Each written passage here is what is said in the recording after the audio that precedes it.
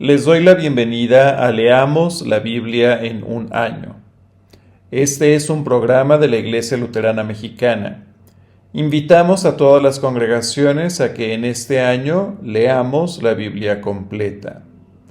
Las lecturas están grabadas en la nueva versión internacional Revisión 2022. En la descripción de este video encontrarás enlaces útiles al calendario de lecturas, a las grabaciones y a reflexiones devocionales que acompañan las lecturas que se hacen de lunes a viernes. Si quieres participar grabando lecturas, pon un comentario en el video o comunícate a los chats de las congregaciones. Todas las personas en las congregaciones pueden participar grabando lecturas. Comparte ese programa, videos, calendario y devocionales con quienes quieras. Gracias por ver los videos. Este mes estamos superando las 9,000 vistas y las 1,500 horas de escucha en YouTube. No dejes de verlos. Romanos 8:18. La gloria futura.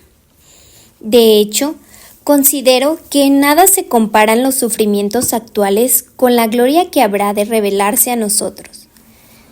La creación aguarda con ansiedad la revelación de los hijos de Dios, pues fue sometida a la frustración no por su propia voluntad, sino por la del que así lo dispuso. Pero queda la firme esperanza de que la creación misma ha de ser liberada de la corrupción que la esclaviza, para así alcanzar la gloriosa libertad de los hijos de Dios. Sabemos que toda la creación todavía gime a una, como si tuviera dolores de parto. Y no solo ella, sino también nosotros mismos, que tenemos las primicias del Espíritu. Gemimos interiormente mientras aguardamos nuestra adopción como hijos, es decir, la redención de nuestro cuerpo. Pero esperar lo que ya se ve no es esperanza. ¿Quién espera lo que ya ve? Pero si esperamos lo que todavía no vemos, en la espera mostramos nuestra constancia. Asimismo, en nuestra debilidad, el Espíritu acude a ayudarnos. No sabemos qué pedir, pero el Espíritu mismo intercede por nosotros con gemidos que no pueden expresarse con palabras. Y Dios, que examina los corazones, sabe cuál es la intención del Espíritu, porque el Espíritu intercede por los creyentes conforme a la voluntad de Dios. Ahora bien, sabemos que Dios dispone todas las cosas para el bien de quienes lo aman, los que han sido llamados de acuerdo con su propósito. Porque a los que Dios conoció de antemano, también los predestinó a ser transformados según la imagen de su Hijo, para que Él sea el primogénito entre muchos hermanos. A los que predestinó también los llamó, a los que llamó también los justificó, y a los que justificó también los glorificó. ¿Qué diremos frente a esto? Si Dios está de nuestra parte, ¿quién puede estar en contra nuestra?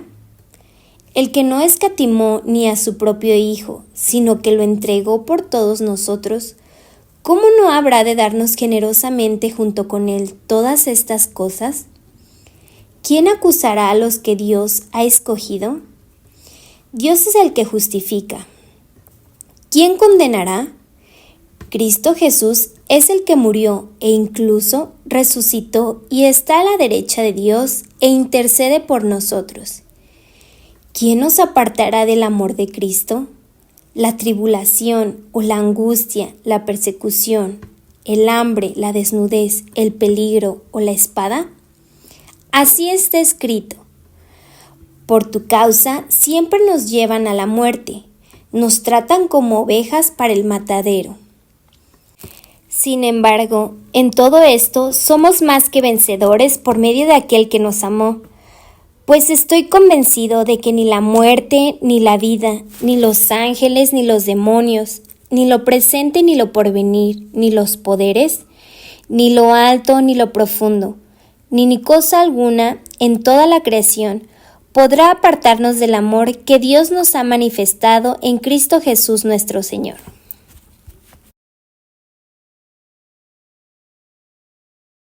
Nehemías 12. Sacerdotes y levitas repatriados. Estos son los sacerdotes y los levitas que regresaron con Zorobabel, hijo de Salatiel, y con Jesuá: Seraías, Jeremías, Esdras, Amarías, Maluc, Hatús, Secanías, Rehum, Meremot, Idó, Ginetón, Abías, Mijamín, Madías, Bilgá, Semaías, Joyarib, Jedaías, Salú, Amoc, Hilquías y Jedaías. Estos eran los jefes de los sacerdotes y de sus parientes en los días de Jesuá. Los levitas eran Jesuá, Binuí, Cadmiel, Serebías, Judá y Matanías, quien dirigía las acciones de gracias junto con sus hermanos, Bacbuquías y Uní. Sus hermanos se colocaban frente a ellos en los servicios. Los descendientes de Jesuá eran Joaquim, Eliasib, Joyadá, Jonatán y Jaduá. Los jefes de las familias sacerdotales en la época de Joaquim eran: de Seraías, Meraías; de Jeremías, Hananías; de Esdras, Mesulán; de Amarías, Joanán; de Melicú, Jonatán; de Sebanías, José; de Jarín, Adná; de Merayot, Helcai; de Idó, Zacarías; de Ginetón, Mesulán; de Abías, Sicrí; de Minjamín, de Moadías, Piltai; de Bilgá, Samúa; de Semaías, Jonatán; de Joyarib, Matenai; de Jedaías, Uzí; de Salai, Calai; de Amoc, Eber; de Hilquías, Hasabías; de Jedaías, Natanael.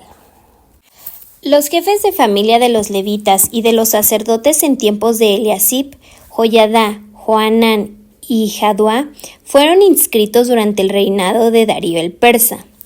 Los jefes de familia de los levitas hasta los días de Joanán, hijo de Eliasib, fueron inscritos en el libro de las crónicas. Los jefes de los levitas eran Hasabías, Serebías y Jesuá, hijo de Cadmiel. Cuando les llegaba el turno de servicio, sus parientes se colocaban frente a ellos para la alabanza y la acción de gracias. Un grupo respondía al otro según lo establecido por David, hombre de Dios. Matanías, Bacbuquías, Abdías, Mesulán, Talmón y Acub eran los porteros que montaban la guardia en los depósitos cercanos a las puertas. Todos estos vivieron en tiempos de Joaquim, hijo de Jesuá y nieto de Josadac, y en tiempos del gobernador Nehemías y del sacerdote y maestro Esdras. Cuando llegó el momento de dedicar la muralla, buscaron a los levitas en todos los lugares donde vivían, y los llevaron a Jerusalén para celebrar la dedicación con cánticos de acción de gracias, al son de címbalos, liras y arpas. Entonces se reunieron los cantores de los alrededores de Jerusalén y de las aldeas de Netofa y de Bel-Gilgal, así como de los campos de Geba y de Asmavet, ya que los cantores se habían construido aldeas alrededor de Jerusalén. Después de purificarse a sí mismos, los sacerdotes y los levitas purificaron también a la gente, las puertas y la muralla. Luego hice que los líderes de Judá subieran a la muralla y organicé 2 grandes coros. Uno de ellos marchaba sobre la muralla hacia la derecha, rumbo a la puerta del basurero. Seguido de Osaías, la mitad de los líderes de Judá, Azarías, Esdras, Mesulán, Judá, Benjamín, Semaías y Jeremías. A estos los acompañaban los siguientes sacerdotes que llevaban trompetas: Zacarías, hijo de Jonatán; hijo de Semaías, hijo de Matanías; hijo de Micaías, hijo de Zacur, hijo de Asaf; y sus parientes Semaías, Azarel, Milalai, Gilalai, Mai, Natanael, Judá y Hananí, que llevaban los instrumentos musicales de David, hombre de Dios. Al frente de ellos iba el maestro Esdras. Al llegar a la puerta de la fuente, subieron derecho por las gradas de la ciudad de David, por la cuesta de la muralla, pasando junto al palacio de David hasta la puerta del agua, al este de la ciudad. El segundo coro marchaba en dirección opuesta, a lo largo de la torre de los hornos hasta el muro ancho. Yo iba detrás, sobre la muralla, junto con la otra mitad de la gente. Pasamos por encima de la puerta de Efraín, la de Gesaná y la de los pescados, por la torre de Hananel y la de los 100, y por la puerta de las ovejas hasta llegar a la puerta de la guardia. Allí nos detuvimos. Los dos coros ocuparon sus sitios en el templo de Dios. Lo mismo hicimos yo, la mitad de los oficiales del pueblo y los sacerdotes, Eliaquín, Mesaías, Minjamín, Micaías, Elioenai, Zacarías y Hananías, con sus trompetas, además de Maseías, Semaías, Eleazar, Uzi, Joanán, Malquías, Elam y Ezer. Enseguida los cantores empezaron a cantar a toda voz, dirigidos por Israías. Ese día se ofrecieron muchos sacrificios y hubo fiesta, porque Dios los llenó de alegría. Hasta las mujeres y los niños participaron. Era tal el regocijo de Jerusalén que se oía desde lejos. Aquel día se nombró a los encargados de los depósitos donde se almacenaban los tesoros, las ofrendas, las primicias y los diezmos, para que depositaran en ellos las contribuciones que provenían de los campos de cada población y que, según la ley, correspondían a los sacerdotes y a los levitas. La gente de Judá estaba contenta con el servicio que prestaban los sacerdotes y levitas, quienes, según lo establecido por David y su hijo Salomón, se ocupaban del servicio de su Dios y del servicio de purificación junto con los cantores y los porteros. Por mucho tiempo, desde los días de David y de Asaf, había directores de coro y cánticos de alabanza y de acción de gracias a Dios. En la época de Zorobabel y de Nehemías, todos los días los israelitas entregaban las porciones correspondientes a los cantores y a los porteros. Asimismo, daban las ofrendas sagradas para los demás levitas, y los levitas a su vez entregaban a los hijos de Aarón lo que a estos les correspondía. Nehemías 13. Reforma final de Nehemías. Aquel día se leyó ante el pueblo el libro de Moisés y allí se encontró escrito que los amonitas y moabitas no debían jamás formar parte del pueblo de Dios, porque no solo no habían dado de comer ni de beber a los israelitas, sino que habían contratado a Balán para que los maldijera, aunque en realidad nuestro Dios cambió la maldición por bendición. Al escuchar lo que esta ley decía, apartaron de Israel a todos los que se habían mezclado con extranjeros. Ante esto, el sacerdote Eliasib, encargado de los depósitos del templo de nuestro Dios, estaba emparentado con Tobías y le había acondicionado una habitación grande. Allí se almacenaban las ofrendas, el incienso, los utensilios, los diezmos del trigo, vino y aceite destinados a los levitas, cantores y porteros, y las contribuciones para los sacerdotes. Para ese entonces yo no estaba en Jerusalén, porque en el año 32 de Artajerjes, rey de Babilonia, había ido a ver al rey. Después de algún tiempo, con permiso del rey, regresé a Jerusalén y me enteré de la maldad cometida por Eliasib al proporcionarle a Tobías una habitación en los atrios del templo de Dios. Esto me disgustó tanto que hice sacar de la habitación todas las pertenencias de Tobías. Luego ordené que purificaran las habitaciones y volvieran a colocar allí los utensilios sagrados del templo de Dios, las ofrendas y el incienso. También me enteré de que a los levitas no les habían entregado sus porciones y de que los levitas y cantores encargados del servicio habían regresado a sus campos. Así que reprendí a los oficiales y dije, ¿por qué está tan descuidado el templo de Dios? Luego los reuní y los restablecí en sus puestos. Todo Judá trajo a los almacenes la 10ª parte del trigo, del vino y del aceite. Puse a cargo de los almacenes al sacerdote Selemías, al escriba Sadoc y al levita Pedaías. Como ayudante de ellos nombré a Hanán, hijo de Zacur y nieto de Matanías. Todos ellos eran dignos de confianza y se encargarían de distribuir las porciones entre sus compañeros. Recuerda esto, Dios mío, y favoréceme. No olvides todo el bien que hice por el templo de mi Dios y de su culto. Durante aquellos días vi en Judá que en sábado algunos exprimían uvas y otros acarreaban a lomo de burro manojos de trigo, vino, uvas, higos y toda clase de cargas que llevaban a Jerusalén. Les advertí entonces que no vendieran sus víveres en ese día. También los tirios que vivían en Jerusalén traían a la ciudad pescado y otras mercancías para venderlas a los judíos en sábado. Así que reprendí la actitud de los nobles de Judá y les dije: ustedes están pecando al profanar el día sábado.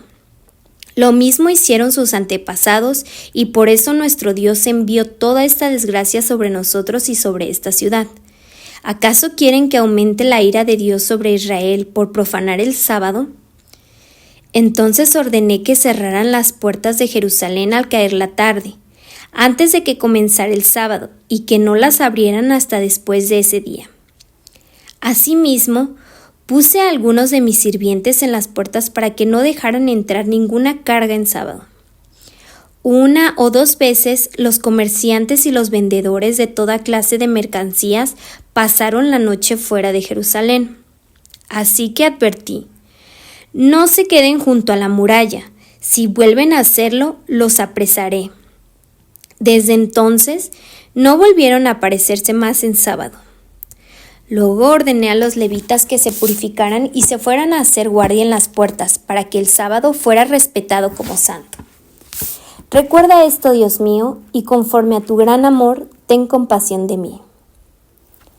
En aquellos días, también me di cuenta de que algunos judíos se habían casado con mujeres de Asdod, de Amón y de Moab.